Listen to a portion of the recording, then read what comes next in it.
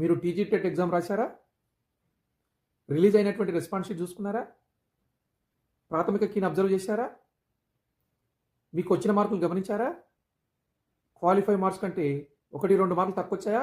అయితే నిరాశ చెందకండి. మీరు చివరి వరకు ఈ వీడియోను చూడండి.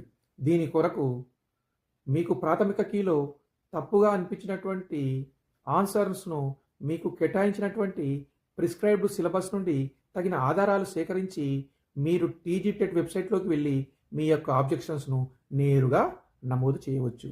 ఈ విధంగా చేయడం వలన మీకు 1-2 మార్కులు సులభంగా కలిసే అవకాశం ఉంటుంది.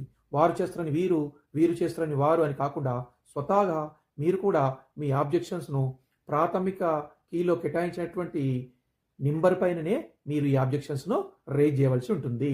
సో ఇలాంటి మరిన్ని ముచ్చట్ల కోసం మా ఛానల్ షేర్ చేయండి, లైక్ చేయండి, తప్పకుండా సబ్స్క్రైబ్ చేయండి. Thank you.